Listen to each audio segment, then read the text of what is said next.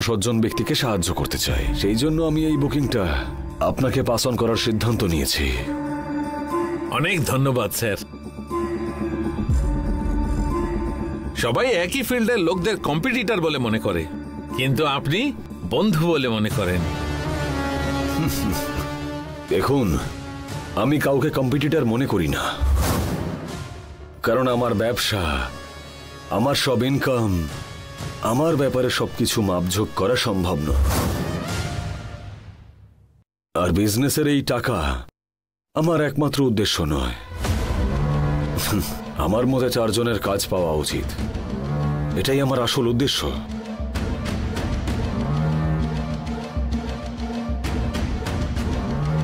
এইখানে পাশে আমার একটা 5 একর জমি আছে, আর ওটা প্রত্যেক কাঠা 5 লাখ টাকায় বিক্রি হচ্ছে। এবার আপনি হিসেব করে দেখুন ওটার ভ্যালু কত কোটি হতে পারে।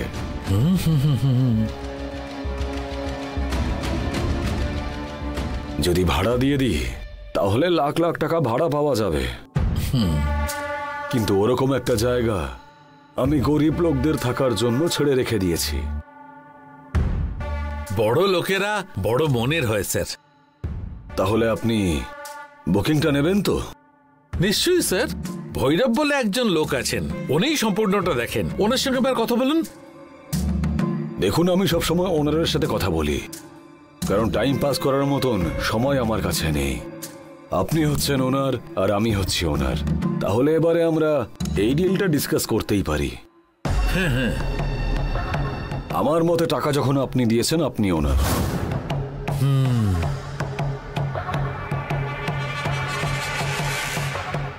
কটা গাড়ি লাগবে, কোন গাড়ির জন্য কত চার্জ নেবেন, এইসব আপনার সিদ্ধান্ত। ঠিক আছে স্যার।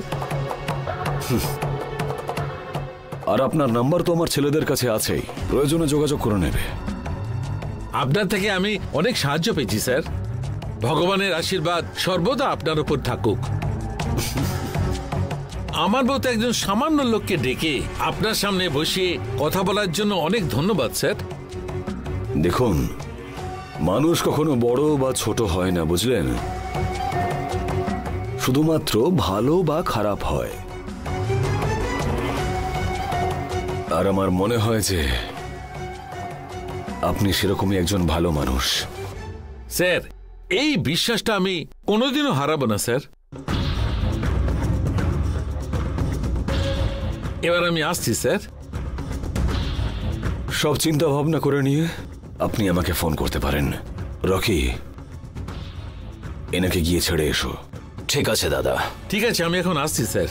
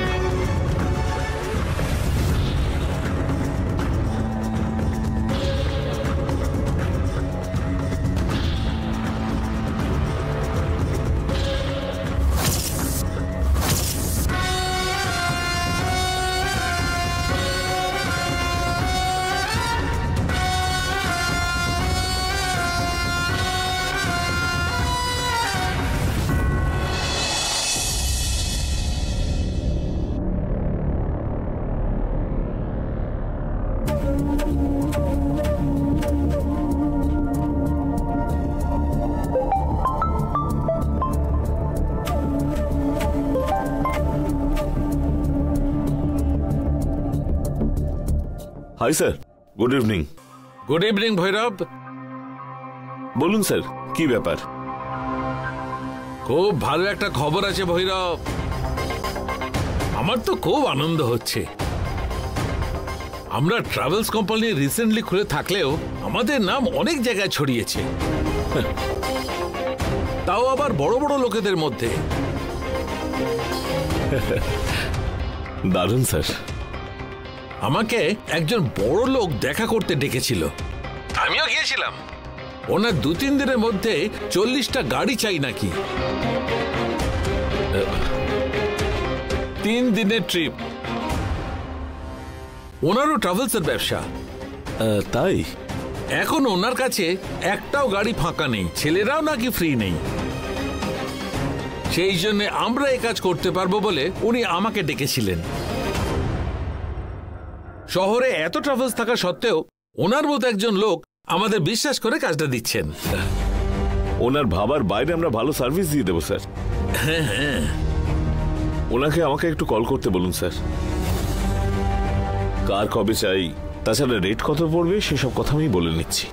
দেখো, উনি খুব ধনী ব্যক্তি, যাই হোক না কেন উনি শুধু আমার সঙ্গেই কথা বলতে চান,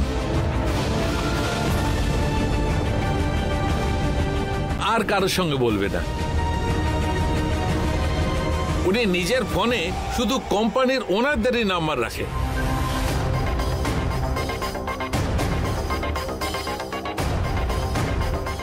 আমি তো এসব জানতাম না স্যার। কল করে ট্রিপ কোথাকার, কোন ধরনের কার লাগবে তাই জিজ্ঞেস করতাম। এটা খুবই বড় অর্ডার, তো আমরা একটু রেটে কনসেশনও দিতে পারি। ওনার যেভাবে দরকার সেইভাবে সার্ভিস দিতেও সুবিধে হতো। তুমি ঠিক কথাই বলেছো ভৈরব, কিন্তু বড় লোকদের নিজস্ব কয়েকটা পলিসি থাকে, ওরা সবার সাথে কথা বলে না। শুধুমাত্র ওরা আমার মতো মালিকদের সঙ্গেই কথা বলে। দেখো ভৈরব, আমি যা বলছি তাই করো। গাড়ি যার দরকার সেই পার্টির নম্বর আমাকে পাঠিয়ে দিয়েছে, আমি সেই নাম্বারটা তোমাকে পাঠাচ্ছি। তুমি ওনার সঙ্গে কথা বলে সব ডিটেলস গুলো জেনে নাও। কোনো ডাউট থাকলে আমাকে বলো, আমি ওনার সঙ্গে কথা বলে বিষয়টা তোমাকে জানাবো। ঠিক আছে স্যার, পার্টির নাম্বার পাঠান, আমি কথা বলছি। এক্ষুনি পাঠাচ্ছি, ওনার সঙ্গে কথা বলে এক্ষুনি আমায় জানাও। স্যারকে পুরো আপডেটটা আমায় দিতে হবে, বুঝতে পেরেছ?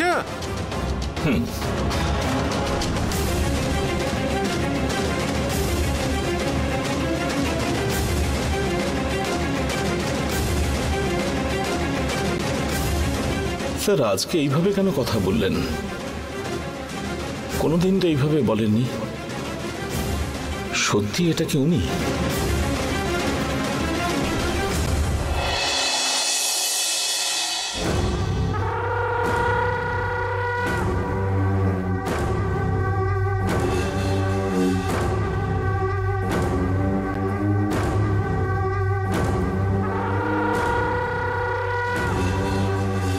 কোথায় গেল সব? কাউকে দেখতে পাচ্ছি না তো।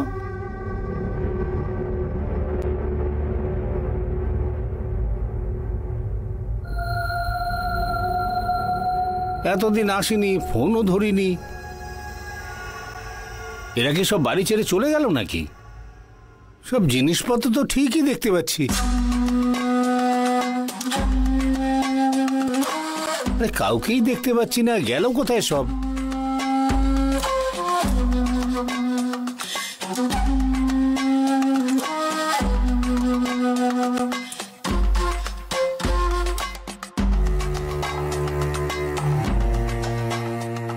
ওরে বাবারে, কে এইভাবে করে কেউ? আমি তো ভয় পেয়ে গিয়েছিলাম। কি ব্যাপার প্রতাপ বাবু, এতদিন পরে এই বাড়ির কথা মনে পড়েছে? ওটা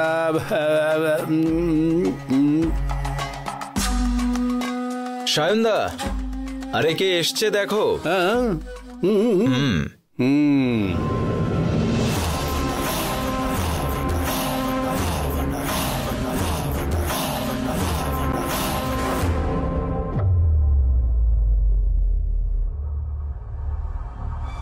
ওহো হো হো, একজন দেখছি রাস্তা ভুলে গিয়ে এদিকে চলে এসেছে। হ্যাঁ, সরি সায়ন বাবু, আপনি ফোন করেছিলেন কিন্তু আমি ফোনটা ধরতে পারিনি, পরিস্থিতিটাই এমন ছিল। কি সেই রকম পরিস্থিতি? সেই দিন আপনারা আমাকে বার করে দরজা বন্ধ করেছিলেন, তারপরে নাম্বারটা যেভাবেই হোক নেব এটা ডিসাইড করলাম। আমি গিয়ে অনুজাকে বললাম, ও গিয়ে যে কোনো ভাবে দুর্গাকে বুঝিয়ে নাম্বারটা নিয়ে চলে এলো। তারপরে আমি সেই নাম্বারে কলও করলাম। এই, তোরা কি শিবানীর সম্পত্তিটা নিয়ে নিতে চাইছিস? শিবানীর সম্পত্তি লাগবে তোদের? শিবানীরই খাচ্ছিস আর ওর সঙ্গে বিশ্বাসঘাতকতা করছিস? শিগগিরই তোদের ব্যবস্থা করছি, তৈরি থাক।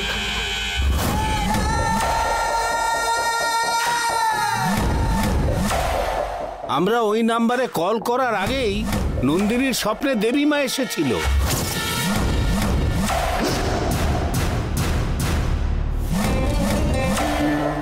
নন্দিনীকে স্বপ্নে যা যা বলেছে ফোনেও সেই একই কথাই বলল। সেই জন্য আমরা ভীষণ ভয় পেয়ে গিয়েছিলাম। ওই ডাক্তারের ব্যাপারে আর কিচ্ছু করব না, এটাই ঠিক করলাম। আপনি পরপর ফোন করে যাচ্ছিলেন, আপনাকে যে কি বলবো সেটা বুঝতে পারছিলাম না, সেই জন্যই ফোনটা ধরছিলাম না সায়নবাবু। আপনার কথা বিশ্বাস করতে পারছি না। দাদা, এখন ওই ডাক্তারের বিষয়ে নাক গলানো ঠিক হবে না। খুব ডেঞ্জারাস মনে হচ্ছে। ওনার সাথে যোগাযোগ করার পর থেকেই ঝামেলা চলছে। এই বিষয়ে এখন মাথা ঘামানোটা ঠিক হবে না। ঠিক আছে, শিবানীর শান্তি ভঙ্গ করার জন্য আমাদের তো অন্য একটা রাস্তা খুঁজতেই হবে। কোন রাস্তা সায়নবাবু?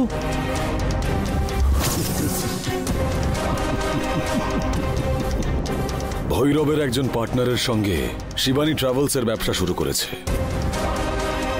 আর ওই পার্টনারকে আমি পটিয়ে নিয়েছি। ফুল ইমপ্রেসড হয়ে গেছে। তুমি কথা বলার পরে ও হয়তো সারা রাত ঘুমোয়নি সায়নদা। আগে ভৈরব আর ওর পার্টনারটাকে দূরে করতেই হবে, তারপর শিবানী আর ভৈরবের মধ্যে দূরত্ব তৈরি করতে হবে। আর এই কাজটা আমাকে যে করে হোক করতেই হবে। আপনি তো বড় খেলোয়াড় সায়নবাবু, আপনি কিন্তু একেবারে সুযোগের সদ্ব্যবহার করছেন। আপনাকে দেখে আমার ভীষণ আনন্দ হচ্ছে। এবার শিবানী শান্তিভঙ্গ হবেই হবে। প্রতাপ বাবু, আজ হঠাৎ করে এত প্রশংসা করছেন কেন?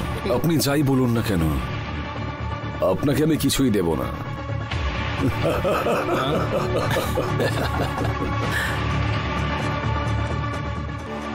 রকি, এসব কি হচ্ছে?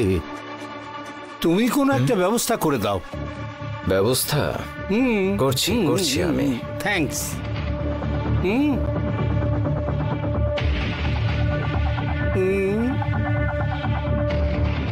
এটা কি রে ভাই, হঠাৎ করে কি হয়ে গেল? আমার এই বাড়িতে কোনো ভ্যালুই নেই। দূর।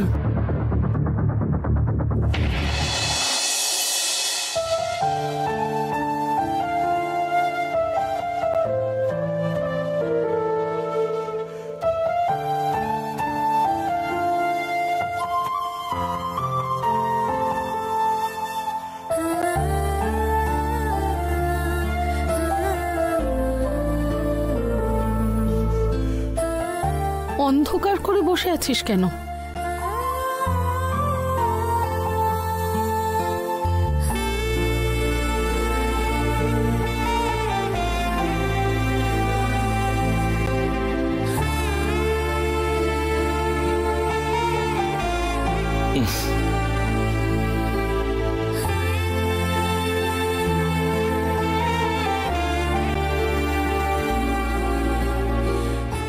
ভৈরব, কখন এলি তুই? তুই এসেছিস বলে আমি তো বুঝতেই পারিনি।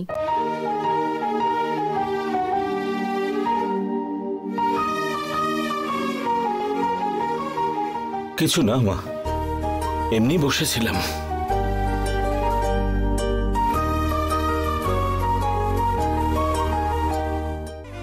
কি হয়েছে ভৈরব?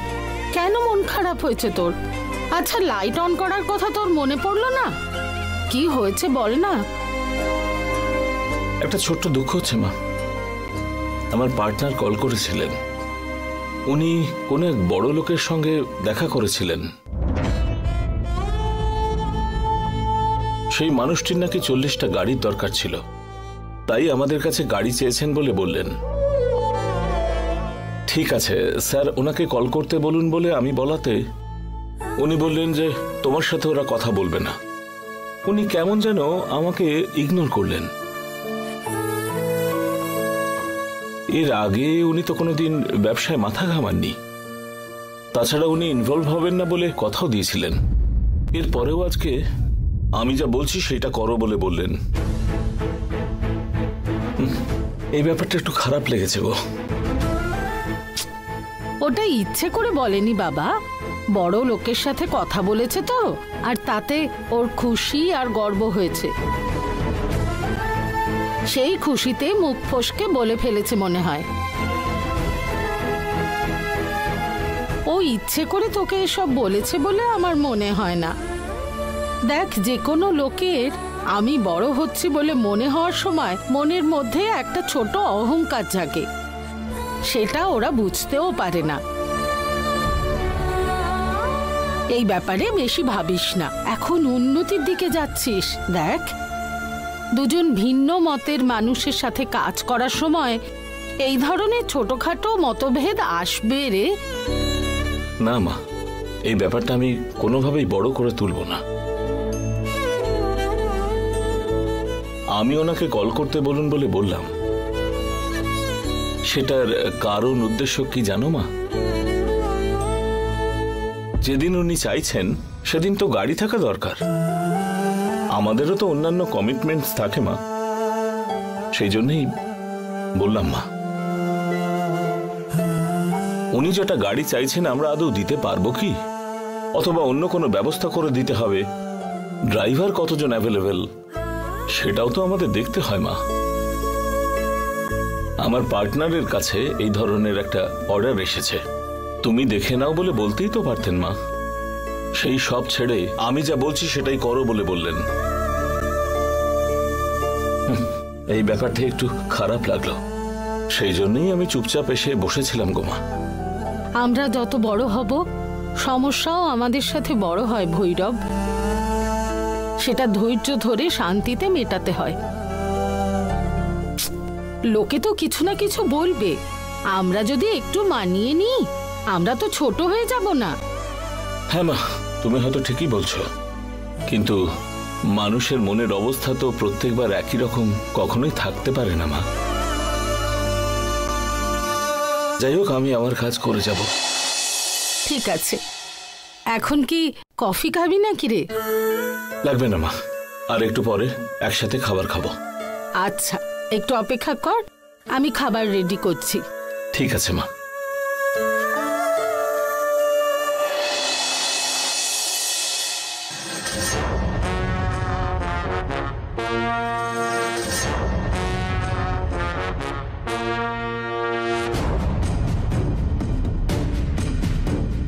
সায়নদা, ভৈরব আর ওর পার্টনারের মধ্যে ট্রাভেলস নিয়ে যাতে ঝামেলা লাগে সেই ব্যবস্থা করছি। ওদের দুজনের মধ্যে আগুন লাগিয়ে দেব, আর তার ফলে ওদের দুজনের মধ্যে ঝামেলা হবে শিওর। আর এসবের ফলে শিবানী আর ভৈরবের মধ্যে যে সম্পর্ক আছে তা নষ্ট হয়ে যাবে। সেটার জন্য আমি একটা প্ল্যান করেছি। ভৈরবের পার্টনারের সাথে আমার একটা মিটিং ফিক্স কর। আমার প্ল্যানটা তুই নিজেই বুঝতে পারবি। কল করে জিজ্ঞেস কর কখন আসতে পারবে। তোমার উপরে ফিদা হয়ে গেছে, তুমি ডাকার সঙ্গে সঙ্গেও দেখবে ঠিক চলে আসবে। ও আসলে তোমাকে খুব ভরসা করে সায়নদা। ওকে যদি ঠকাতে হয় যে কোনো ভাবে আগে ওর বিশ্বাসটা জিততে হবে। না সায়নদা, আমাদের কথা শুনেও আমরা কেমন তা বুঝতে পারছি না। দেখ রকি, প্রচন্ড কষ্ট হলেও হার্ট অ্যাটাক হয়, প্রচন্ড খুশি হলেও হার্ট অ্যাটাক হয়। অনেক সময় ধনী ফ্যামিলিদের মধ্যে কোনো অ্যাটাচমেন্ট থাকে না, অনেক সময় গরিবদের মধ্যেও এই প্রবণতা দেখা যায়। যে সাপের বিষ মানুষের প্রাণ নিতে পারে সেটা দিয়ে মাঝে মাঝে ওষুধও তৈরি করা যায়। কখন যে কোন জিনিসটা মানুষের ক্ষতি করতে পারে বা লাভ দিতে পারে এটা আপাতপক্ষে কোনোভাবেই বোঝা সম্ভব নয়। ঠিক আছে সায়নদা, ঠিক আছে, আমি ওনাকে কল করে আসতে বলছি।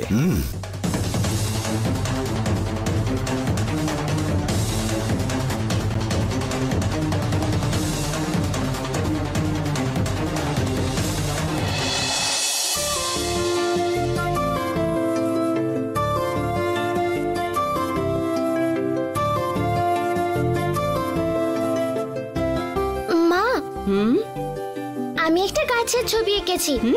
কেমন হয়েছে? কই দেখি। ওহ ওয়াও, কি সুন্দর হয়েছে।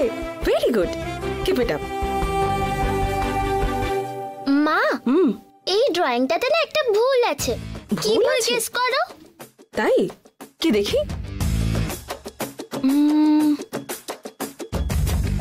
আরে আরে, তুই কলা গাছে দেখছি এতগুলো আম এঁকে দিয়েছিস। দেখেছো, তুমি কিন্তু বুঝতেই পারোনি। আমি বললাম তাই তুমি বুঝতে পারলে। একদম correct, you are very brilliant. ধর, keep it up. Good morning madam. Good morning mister Shiva, আসুন বসুন। Thank you. শোনা, শিবা আঙ্কেলের সাথে আমার একটু সিরিয়াস বিষয়ে কথা বলার আছে। মাঝখানে কিন্তু তুমি কোনো বদমাইশি করবে না, সাইলেন্টলি বসে থাকবে এখানে, ওকে?